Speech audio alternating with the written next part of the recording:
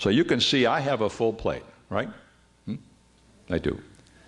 And I'm excited about it. I think you know that. And I just want to say that when I get out of there, I'm going to come home. I still live in the house that I bought in 1972. We're in the same neighborhood. I'm in my parish. I think we're there. We're getting one of the oldest people. I think 45 years. Former county commissioner. I love the city. I love the county. I love our region. And folks, you got to understand, we can't keep doing things the way we have in the past. Things have changed. Things have changed. Political institutions have to change to respond to the problems. And I congratulated NOACA getting involved, get the Mayor's Association involved, but you've got to have a vision about where you're going. Get all these various groups, Jumpstart, this group, that group.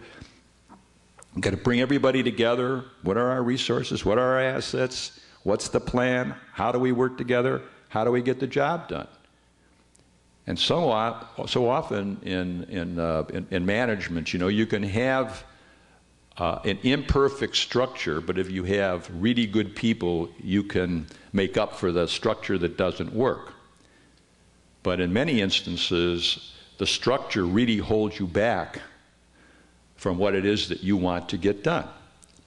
And when I came in as mayor of the city of Cleveland, we were balkanized. Why were we balkanized? Because every 2 years we elected the mayor of the city of Cleveland and the city councilman. So it was the first year you get elected, then the next year we're fighting with each other and everything else.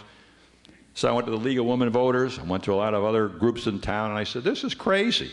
The mayor should have a 4-year term. And George Forbes said, well, he wasn't sure about that. And I said, George, how about it if we get 4 years for city council? Well, and I said, how about nonpartisan elections too, George? Well, anyhow, a lot of people forget this, but we changed the charter. We reduced the size of city council. We went to 4-year terms for the mayor. We went to 4 years for the members of council. And it was because of that structural change that made it possible for us to do lots of things that need to be done. And I'm telling you that the way, as a former county commissioner, the way we are organized here ought to change. Now, I know there's a problem and the way they got together in terms of how they worked this out. But this community, our African-American community, all people should get together and figure out how to get it done. You do not need to have all these people elected. I'm a former county auditor, right? Okay? Who ran the office? Well, the guy that ran the office is my chief of staff, Ralph Berry. Okay? I consider myself to be a good manager, but good management, you hire good people. Okay? Ralph was so good, he lived in Medina, they elected him auditor in Medina County. I mean, a lot of you know Ralph. He was probably real active in NOACA. He was a county commissioner, I think a judge too at the same time, or not at the same time. But the fact of the matter is, the auditor does not have to be elected, okay? All of them. I mean, you don't need it. You could hire good people to do the work. You can squeeze down, get rid of a lot of the patronage that you've got, hire good people, run it, do it more efficiently, have someone that can work with the mayor and other groups to kind of set a direction and provide some leadership in the community and get things done. But if we just keep doing things the way we are, folks, I'm telling you, it ain't going to happen. It's just not going to happen.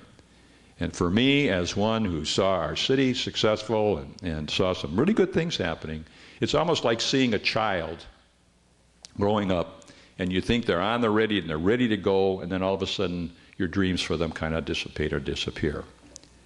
And when I hit the sack and I'm not around anymore, I'd like to see things better. I want my kids, I'm lucky, my kids live here, you know. How many of your children, grandchildren are going to live here? You know, my wife's just got back from Athens, Georgia. Her sister's in very bad shape. They decided to go to Athens, but who are they turning to for help right now? Us. It's nice to be close together. It is. You can call on your relatives, and you can know, you know, right? Isn't it? To have your friends and right around, huh? Kids around makes a big difference. But if there aren't jobs around for them, if they see their future some other place, they're not going to be here. And that's an important element of life, to me, a very important element of life. So thanks for giving me a chance to spend some time with you.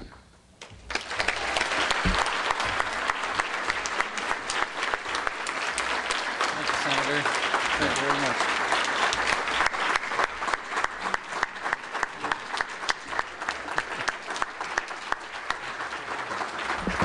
Thank you, Senator. Don't get too far away, but we do have many challenges in the near term and challenges in the long term, but it's our ability to address them that are going to find our way out of this. And as governing board president and a mayor, and from one mayor to another mayor, I think once we become this, we are always have what is recognized. You would think of this and look at this as a key to the city, but no, it's a NOACA key to the region. For George V. Voinovich presented this today on behalf of NOACA and all your friends here in the greater Cleveland region. Thank you, Senator. Thanks, Mayor. Appreciate it. Thank you.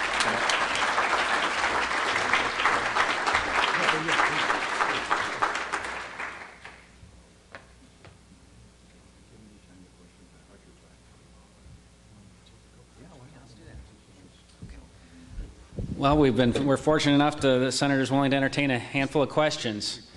So if there's some burning questions you have on your mind, the Senator will be happy to entertain a handful. Yeah,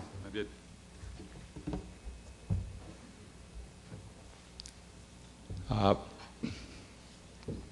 Are any questions? I think people have got to get back to the office. Yeah. Be more than happy. Anybody? Is transportation bill going to be completed this year? I think the bill will get completed this year. The real issue is whether it gets passed this year. That's the real question, because we have climate change and we also have health care, which are big issues. And we know that I think it's essential, because we have to, now that we've got, the stimulus didn't do as much as I'd like it to do, but at least people are starting to work again. And you're getting these contracts that are coming on, and they're, it's equipment and all of it.